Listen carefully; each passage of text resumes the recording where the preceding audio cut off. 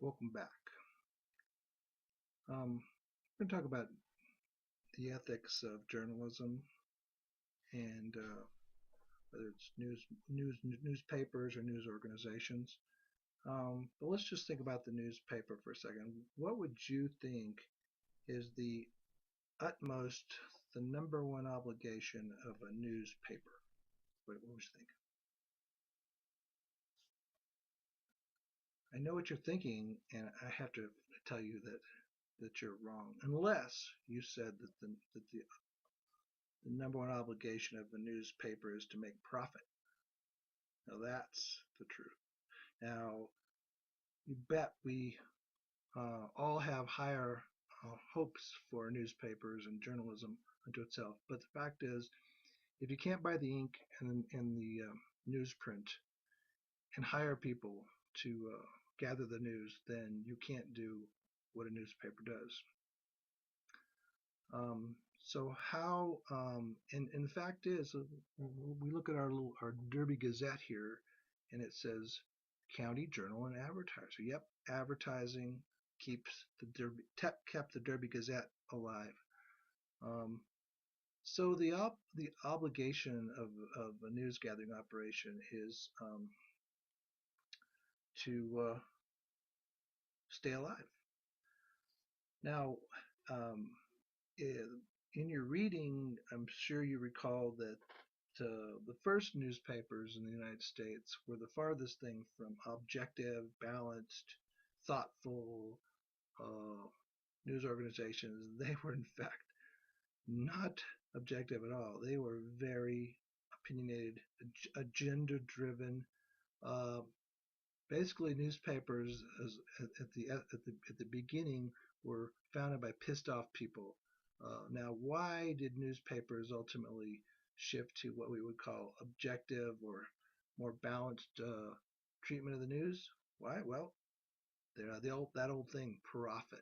Yeah, newspapers found out that it was more profitable to appeal to a broader audience of people rather than just those people who agreed with a particular agenda, and therefore they sought to be considered fair, balanced, and appealing to a broad audience, hence a mass medium. Um, Now, in addition to profit, other major considerations present themselves when we're talking about media ethics. It's always going to be a tug at what newspapers or news organizations do, what advertisers want to see in the news. Fortunately, because of their function in society, newspapers have, by and large, done a pretty good job of being independent from the moneyed interests and often causing trouble for those moneyed interests. Now let's talk about something that an issue that is very important relative to news gathering. If I asked you to come up with a news organization that sort of embodied the uh, the highest ideals, I think you might say the New York Times, right? Um, and by and large, I would agree with you. But the fact is that even the New York Times has had its problems, and the problem I'm talking about at the moment is that of being way too close to one's sources or too cozy to one's sources. Back when the United States had invaded Iraq or was planning to invade Iraq, the New York Times in fact used the Bush administration. In fact, used the New York Times to advance its claims. The person who was used, in fact, was a Pulitzer Prize-winning journalist by the name of Judy Miller, who was covering administration issues. The administration had convinced her that it had a credible source from within the Saddam Hussein regime who could verify the presence of weapons of mass destruction, or at least programs to manufacture them. Turned out to be not so credible. In fact, the claims turned out to be false ultimately. But what happened was the the administration planted stories in the New York Times that in that fashion, and then went on the Sunday news programs and said, well, you may not believe what we're claiming, but look, the New York Times is reporting that these programs exist. Hence, we have a good reason to invade Iraq. This proved to be a public relations disaster for the New York Times. Judy Miller was fired.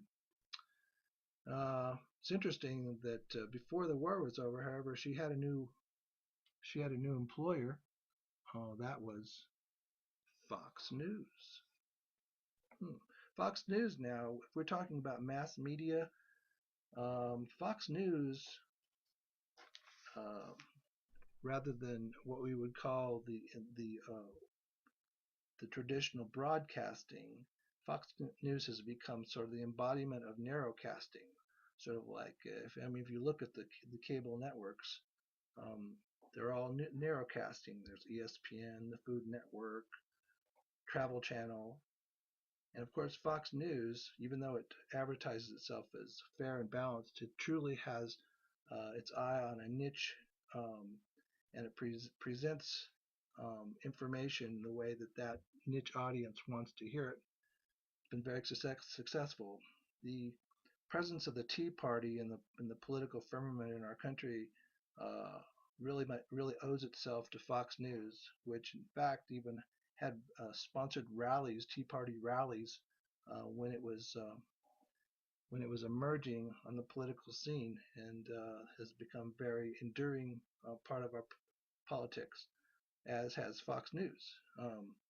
Now, of course, you cannot argue with the business model of Fox News. It's making money. Is it fair and balanced? I would say that some of the reporting actually uh, meets that standard, but the whole package is very agenda driven. But so are some of the so is the presentation, the selection of hosts and such on MSNBC and others.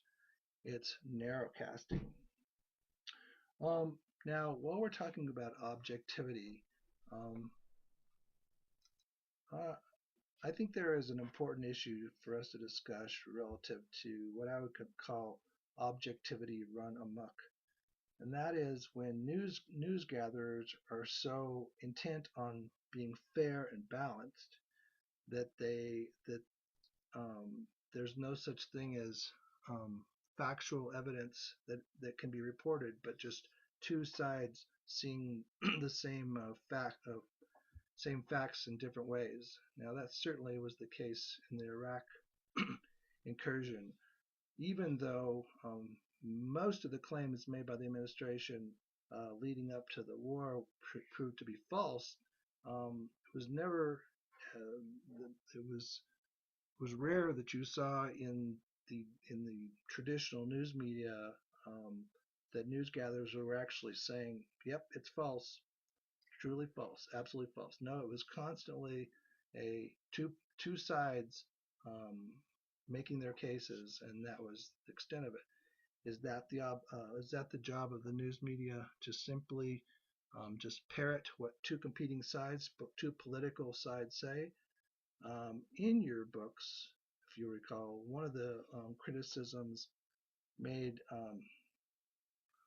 about political coverage was that reporters were becoming megaphones rather than actually being reporters. They were simply mouthing what the uh, two parties were saying, and not making their own judgments about what was out there. Now, is it biased to report certain things that would challenge the claims made by either side in a political dispute? I think so. Therefore, sometimes it would seem to me, sometimes the objectivity pursuit in news gathering is self-defeating, or at least doesn't serve the public.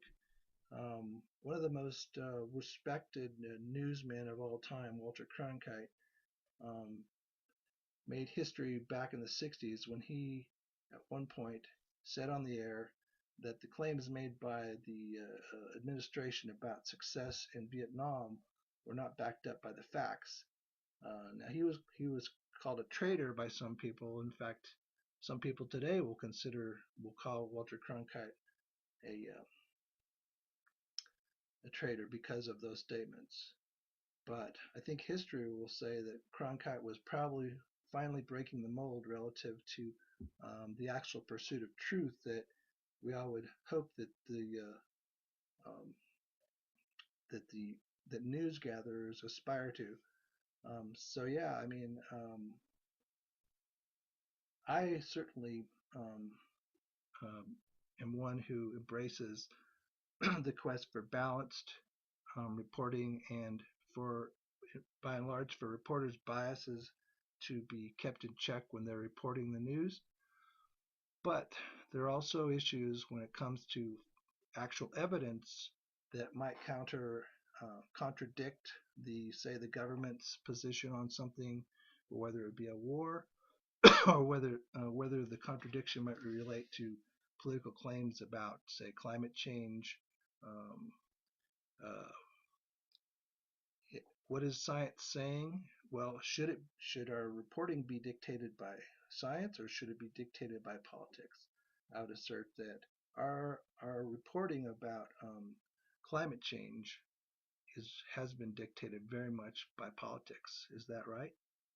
I think what's happening is that relative to that issue, um, the news media are being used as megaphones for political entities and not reporting or emphasizing what the facts appear to be supporting. So um, this is all food for thought, because while fairness and objectivity are certainly what we've all been conditioned to appreciate and want from our news gatherers, we also want the truth. And sometimes that's what a news gathering organization has to say. Well, we're going to print the truth as we see it, and we will not be used by political entities this time.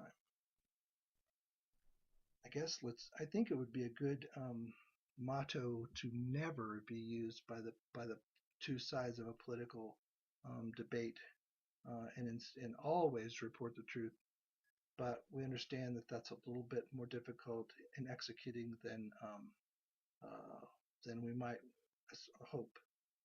Of course, because profit remains the overriding objective of any news organization, it's always going to be tough to say we're going to print the truth and piss a whole bunch of people off. Um, it's I will say that opportunity to do so, though, is one of those things that makes a career in the news business fascinating and worth aspiring to, because a lot of times we have the opportunity to do exactly that: print the truth and then stand back and wait for people be be furious at us. And when that happens, I think um, it's a badge of honor that we all, those of us in the in the news business, can be proud of. All right, well, thank you a lot.